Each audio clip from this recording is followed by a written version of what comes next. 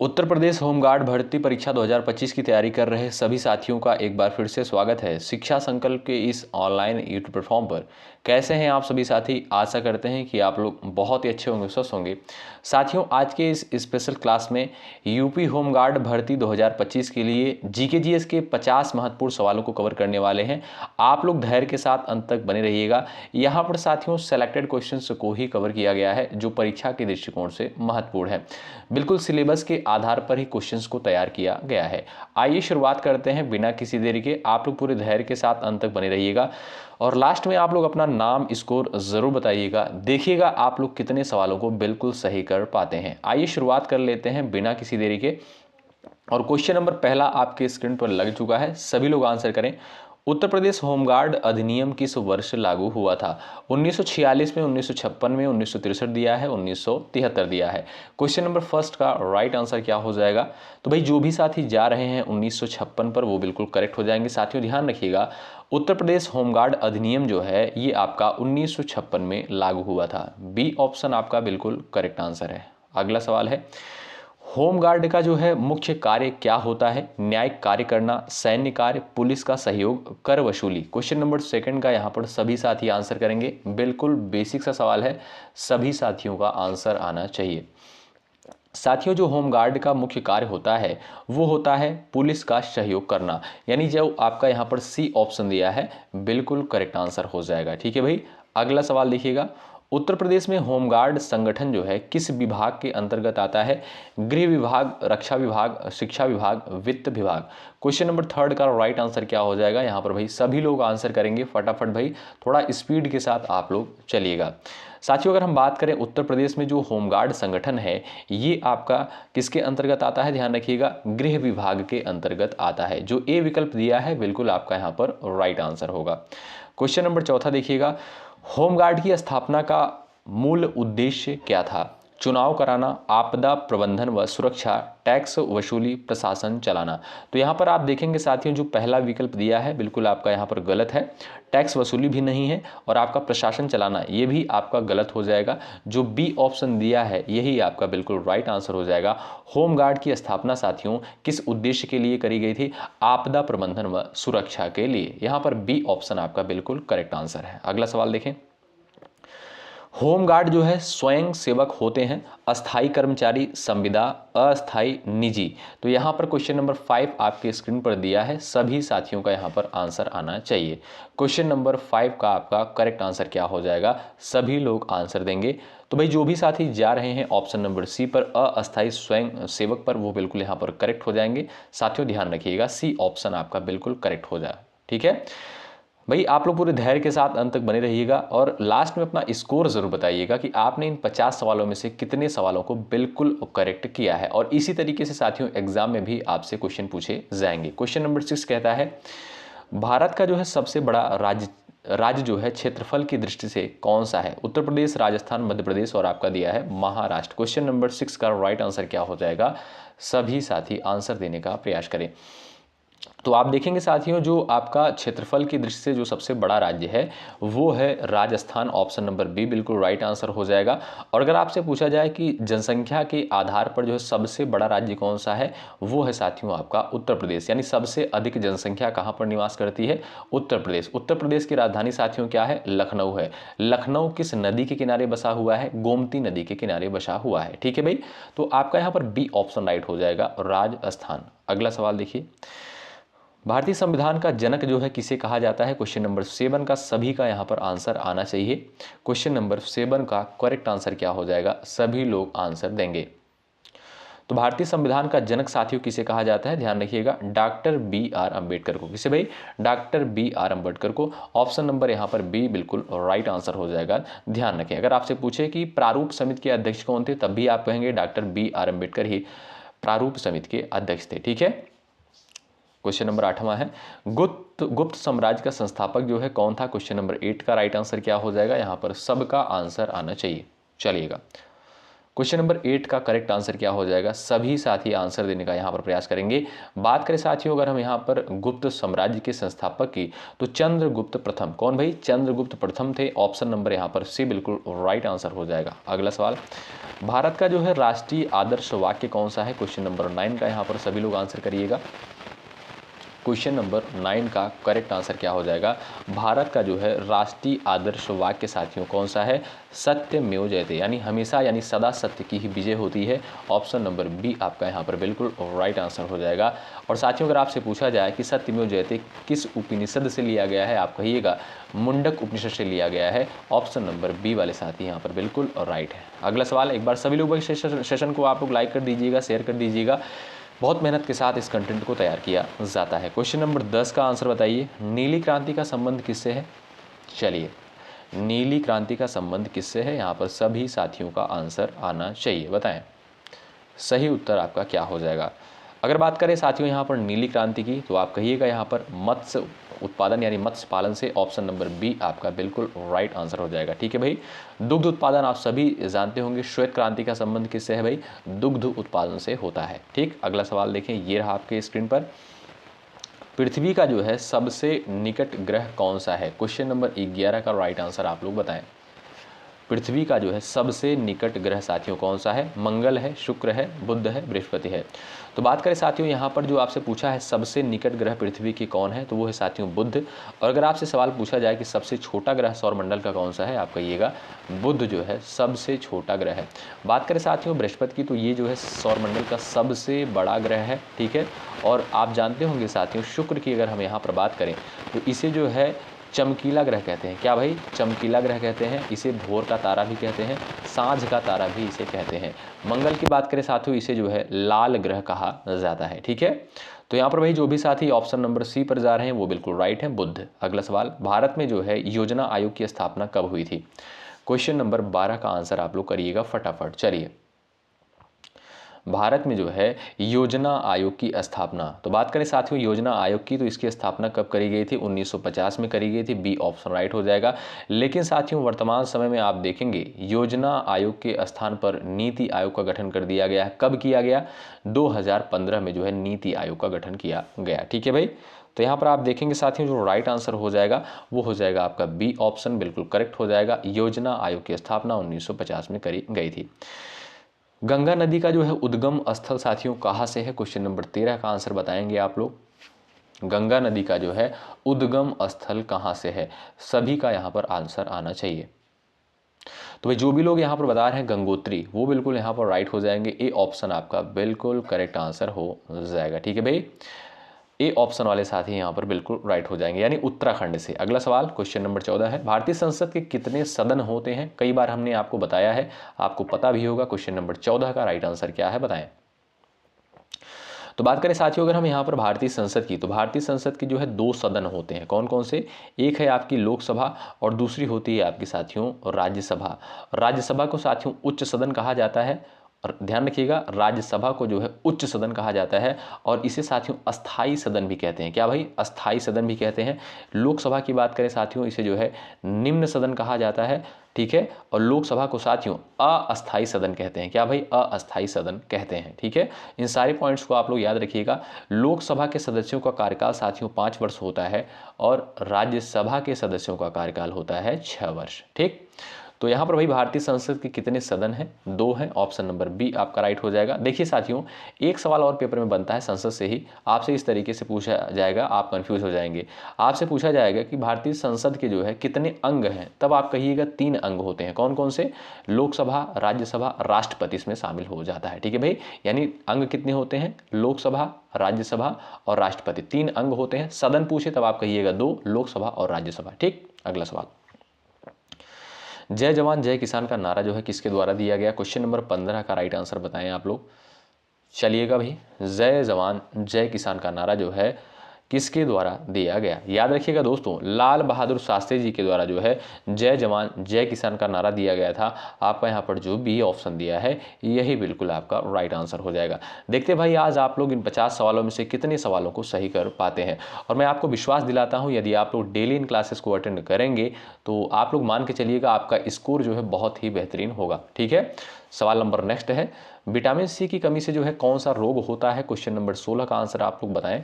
Vitamin C की कमी से जो है कौन सा रोग होता है? चलिएगा आप लोग बताएं, फटाफट आंसर देने का प्रयास करें। तो स्कर्वी होता है साथियों, ध्यान रखिएगा, ऑप्शन नंबर बी बिल्कुल राइट आंसर हो जाएगा।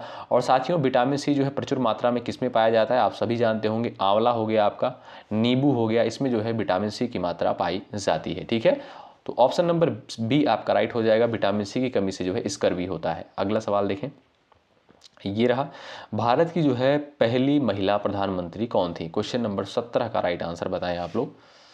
चलिए सही उत्तर क्या हो जाएगा? सभी साथियों का उत्तर आना चाहिए, फटाफट जवाब दीजिएगा भाई आप लोग। तो बात करें यहाँ पर साथियों भारत की पहली महिला प्रधानमंत्री की, तो कौन थी भाई? यहाँ पर आपको पता होना चाहिए, Indira Gandhi. Option number B आपका बिल्कुल राइट आंसर हो जाएगा। अगला सवाल देखें, संविधान का कौन सा अनुच्छेद जो है समानता का अधिकार देता है? चलिए क्वेश्चन नंबर 18 का आंसर दीजिए। चलिए यहाँ पर क्वेश्चन नंबर 18 का राइट आंसर क्या हो जाएगा, यानी समानता का अधिकार किस अनुच्छेद में वर्णित है? तो अनुच्छेद 14 में। ऑप्शन नंबर ए आपका बिल्कुल राइट आंसर हो जाएगा। ठीक है साथियों, बात करें मौलिक अधिकार की, तो मौलिक अधिकार जो है वर्तमान समय में कितने मौलिक अधिकार हैं? 6 मौलिक अधिकार हैं। अगला सवाल, मानव शरीर में जो है सबसे बड़ी ग्रंथि कौन सी होती है? क्वेश्चन नंबर 19 का आंसर दीजिए। सबसे बड़ी ग्रंथि कौन सी होती है? अग्नाशय, थायराइड, यकृत, पिट्यूटरी। यहाँ पर क्वेश्चन नंबर 19 का राइट आंसर आप लोग देंगे फटाफट भाई। चलिए तो बात करें यहाँ पर साथियों सबसे बड़ी ग्रंथि की, तो वो होती है आपकी यकृत, यानी इसे इंग्लिश में क्या कहते हैं साथियों? लीवर बोलते हैं, आप जानते होंगे। सी विकल्प आपका यहाँ पर बिल्कुल करेक्ट आंसर है। अगला सवाल देखें, देखिए अगर स्पीड ज़्यादा होगी तो आप लोग बता सकते हैं, हम लोग अगली क्लास से जो है मैनेज कर लेंगे, इस स्पीड को जो है स्लो कर दिया जाएगा। ठीक है भाई। अगला सवाल देखें, क्वेश्चन नंबर 20 का आंसर करें, भारत का जो राष्ट्रीय खेल कौन सा है? सबको पता होगा भाई, हॉकी है, क्रिकेट है, कबड्डी है, इनमें से कोई नहीं। क्वेश्चन नंबर 20 का राइट आंसर बताएं, कौन सा आपका करेक्ट आंसर यहाँ पर हो जाएगा? भारत का जो राष्ट्रीय खेल है वो साथियों हॉकी है। ऑप्शन नंबर ए बिल्कुल राइट आंसर है। अगला सवाल, ताजमहल जो है किस नदी के किनारे स्थित है? बताइएगा। क्वेश्चन नंबर 21 का आंसर बताएं। चलिए भाई, गंगा, यमुना, चंबल, बेतवा। क्वेश्चन नंबर 21 का राइट आंसर क्या हो जाएगा? तो भैया आप देखेंगे जो ताजमहल है साथियों, ये आपका किस नदी के किनारे स्थित है? याद रखिएगा साथियों, ये जो है आपका यमुना नदी के किनारे है। ऑप्शन नंबर बी बिल्कुल राइट आंसर हो जाएगा। यूएनओ की स्थापना साथियों कब करी गई थी, यानी यूनाइटेड नेशन ऑर्गेनाइजेशन की स्थापना जो है कब करी गई थी? बताएं। चलिए तो भाई ध्यान रखें, बहुत इंपॉर्टेंट सवाल है, 1945 में करी गई थी। बी ऑप्शन आपका राइट हो जाएगा। अगला सवाल, कंप्यूटर का मस्तिष्क साथियों क्या कहलाता है? क्वेश्चन नंबर 23 का आंसर दीजिएगा।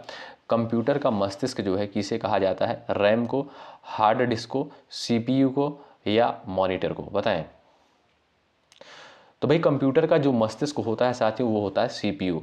सीपीयू का फुल फॉर्म होता है सेंट्रल प्रोसेसिंग यूनिट। क्या भाई? सेंट्रल प्रोसेसिंग यूनिट जो होता है इसका फुल फॉर्म होता है, तो सी ऑप्शन राइट हो जाएगा। और इसे ही साथियों कंप्यूटर का मस्तिष्क कहा जाता है। अगला सवाल ये रहा, भारत का जो राष्ट्रीय वृक्ष क्या है? सबको पता होना चाहिए भाई, यहाँ पर आंसर देने का प्रयास करें आप लोग। भारत का जो राष्ट्रीय वृक्ष है साथियों वो क्या है? वो है आपका क्या भाई? बरगद। बी ऑप्शन बिल्कुल राइट आंसर हो जाएगा। ये तो सामान्य जानकारी, ये तो आपको पता होना चाहिए, हमने यहाँ पर जानबूझकर इसको लिया है क्योंकि स्टैटिक जीके का भी टॉपिक है साथियों, यहाँ से सवाल पेपर में बनता है। ठीक है, चलिए अगला सवाल देखिए, जैसे साथियों यूपी पुलिस का आप लोग पेपर उठाकर देखेंगे, वहां पर पूछा गया था कि उत्तर प्रदेश का राजकीय पुष्प क्या है? ठीक है, तो आप लोग कमेंट बॉक्स में बताइएगा, देखते हैं ऐसे कितने साथी हैं जिनका आंसर आता है। ठीक है, उत्तर प्रदेश का राजकीय पुष्प क्या है? देखते हैं किसका किसका आंसर सही आता है। पहला पंचवर्षीय योजना जो है किस वर्ष शुरू हुआ? बताएं। क्वेश्चन नंबर 25 का आंसर क्या हो जाएगा? बताएं।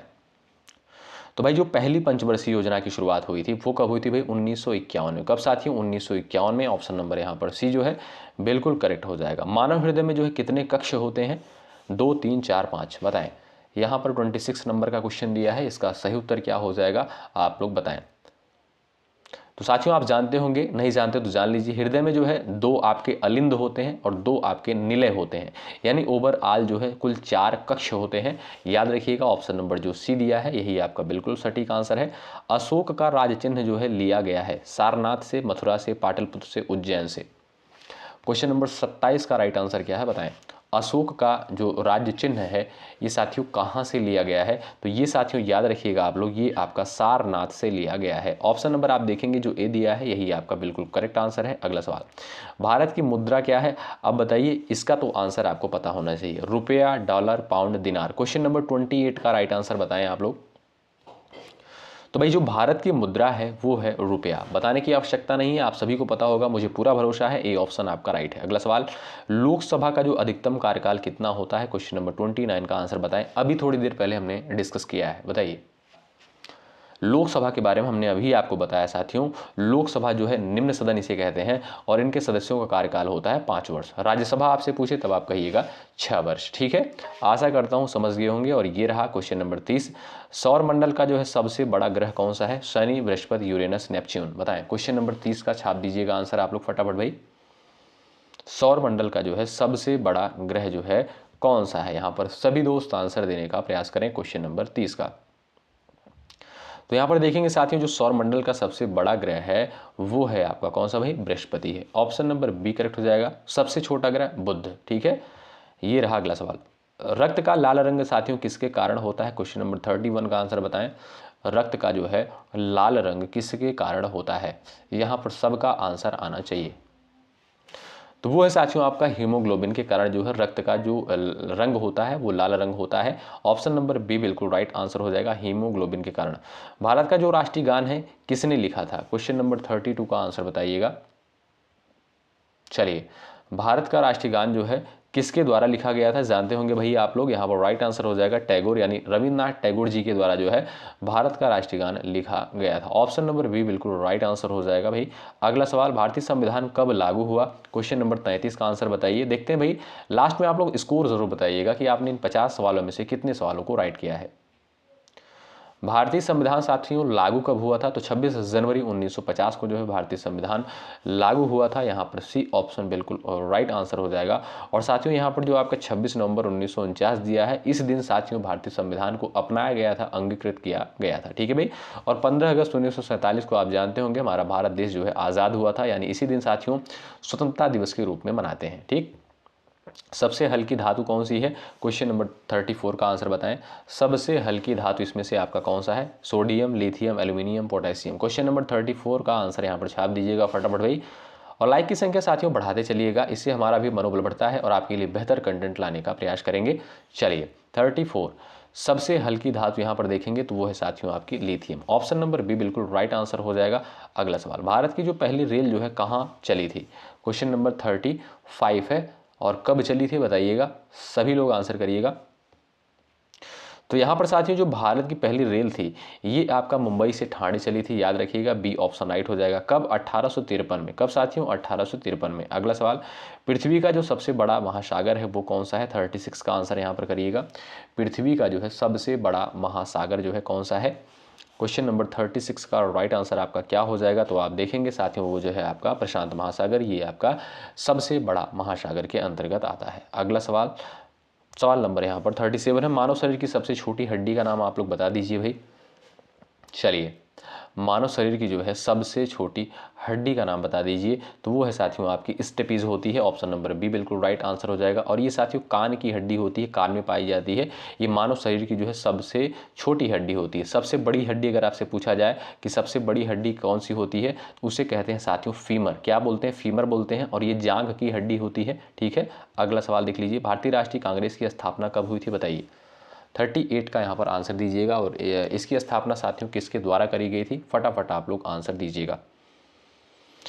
तो बात करें साथियों यहाँ पर भारतीय राष्ट्रीय कांग्रेस की स्थापना, तो 28 दिसंबर, कब भाई? 28 दिसंबर 1885 को जो है इसकी स्थापना करी गई थी। ठीक है, किसके द्वारा? A.O. ह्यूम के द्वारा। ऑप्शन नंबर ए बिल्कुल राइट आंसर हो जाएगा। अगला सवाल, भारत में जो है राष्ट्रपति का चुनाव कौन कराता है? क्वेश्चन नंबर 39 का आंसर दीजिएगा। भारत में जो राष्ट्रपति का चुनाव होता है इस किसके द्वारा करवाया जाता है? जनता के द्वारा, संसद के द्वारा, निर्वाचक मंडल के द्वारा, सुप्रीम कोर्ट के द्वारा। 39 का राइट आंसर बताएं आप लोग। तो साथियों जो भारत में राष्ट्रपति का चुनाव होता है ये किसके द्वारा होता है भाई? निर्वाचक मंडल के द्वारा। ऑप्शन नंबर सी आपका बिल्कुल राइट आंसर है। ओजोन परत साथियों कहां पर पाई जाती है? क्षोभ मंडल, सप्ताह मंडल, आयन मंडल, बहिर्मंडल में। क्वेश्चन नंबर 40 का आंसर दीजिएगा आप लोग। चलिए, ओजोन परत साथियों यहाँ कहाँ पर पाई जाती है?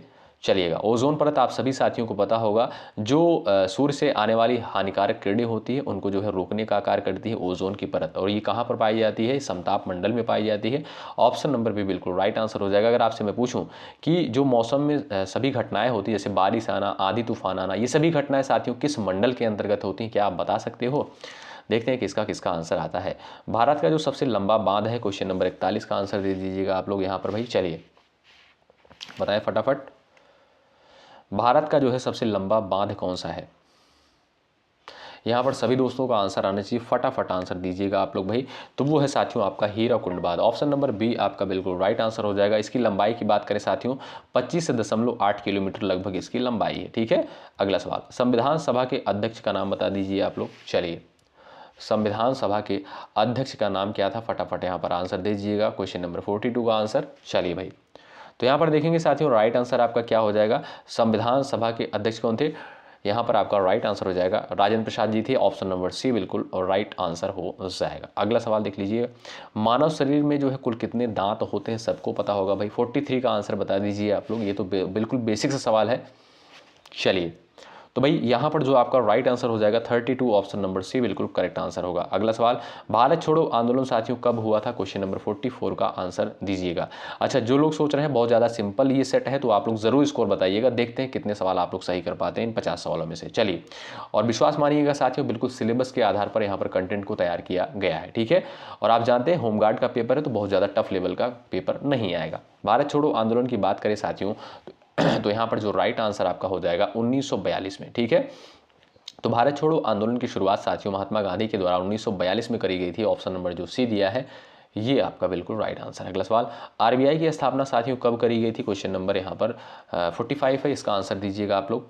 चलिए, आरबीआई की स्थापना जो है कब करी गई थी, तो 1935 में। कब दोस्तों, 1935 में। यहाँ पर जो बी ऑप्शन है बिल्कुल राइट आंसर है।